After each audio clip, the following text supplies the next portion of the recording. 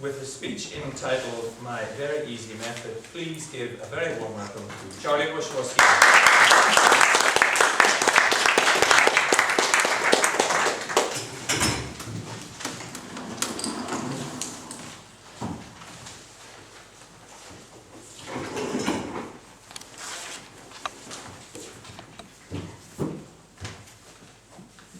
Have you ever come up on the stage here to deliver your speech? Just forgotten some of your words. Have you ever sat on an exam with that paper in front of you and know that you've worked really hard, but you just can't remember the answers? And then we make it mean something about ourselves, don't we? About our memories and possibly about our intelligence. Well, our memories are not like our hands or our feet. They're not fixed in size. They expand, and the more we use them, the more that they will expand.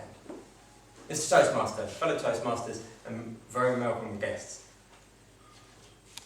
We're going to have a secret. We're going to find out the secrets of the great memory magicians. The people who manage to memorise all sorts of facts. Now, these people are not savants. They haven't got photographic memories.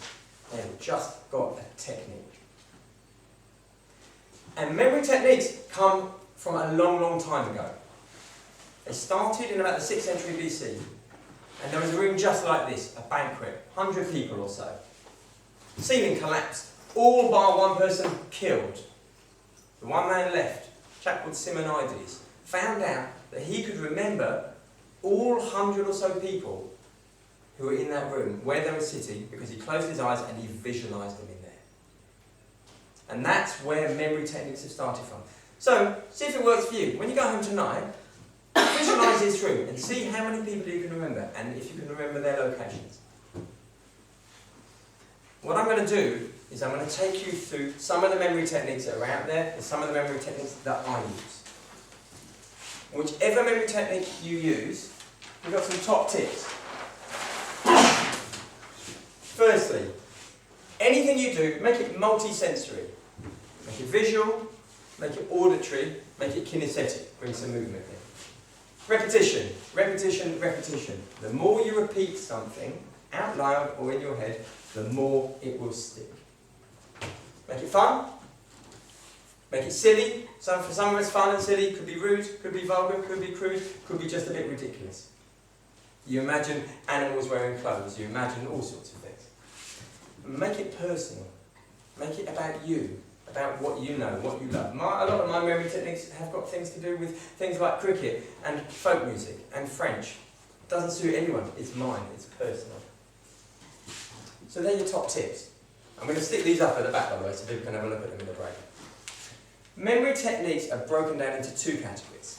The simple category is simple systems to help you remember lists. You've got to remember 10 things, 100 things, 1,000 things. You use lists. This is one I'm sure a lot of us use, mnemonics. Mnemonic. They're mnemonic for remembering the points of a compass. Who knows, who has a mnemonic for that? Richard, what is it? Never eat shredded wheat. Never eat shredded wheat. So you take north, east, south, west, take the first letter and you make a phrase that is useful. What about that one for the rainbow? Who's got the one for the rainbow? Richard again. Yes, that's the one. Anyone got one? You got one, Dave? Richard of York gave back an Yeah, remember that from our school days? Richard of York gave back an invade. Red, orange, yellow, using those first letters. Another thing similar to a mnemonic is an acronym. You take, again, the first letter of all the words you're trying to remember, and you just make a new word. So you may not know the word mooks, but that's a word that means that I can leave the house, because that, for me, stands for mobile, watch, cash, keys, specs. I need to say, have I got my mooks? I can go. And my wife says, just go. Another one, which is really nice, is called the link story.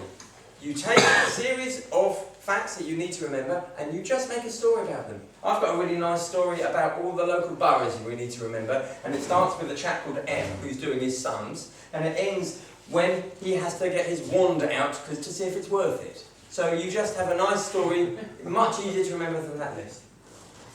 Final one, this is a VAK, Visual Auditory Kinesthetic List.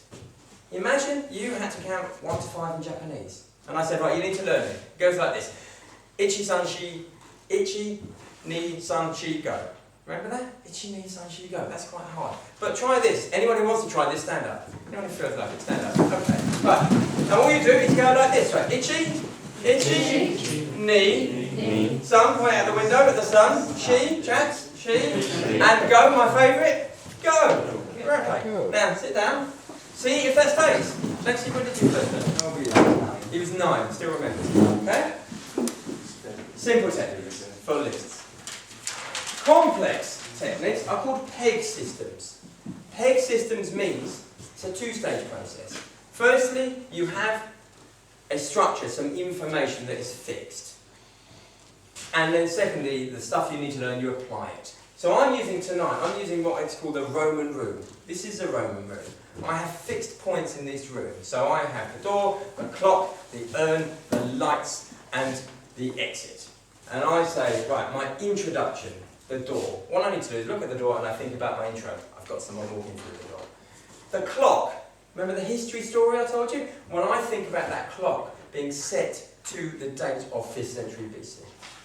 This is how comedians do it. You know Billy Connolly, when he does his long sets of an hour or two, he has these points in the room that he thinks, right, my story's over there, that represents that bit of the story, I talk about it, I can go off piece and then I can come back, because I have my reminders around the room. Whole load of other ones that I can give you detail about. And these are great for learning volumes and volumes of information.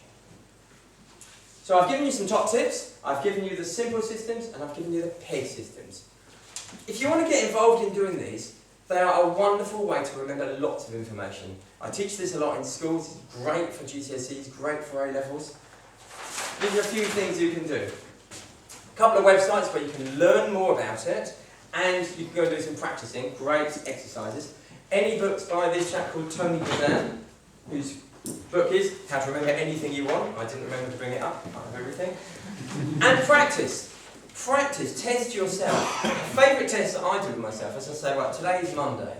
What did I do last Monday? What did I do the Monday before? Or, what dinner did I eat?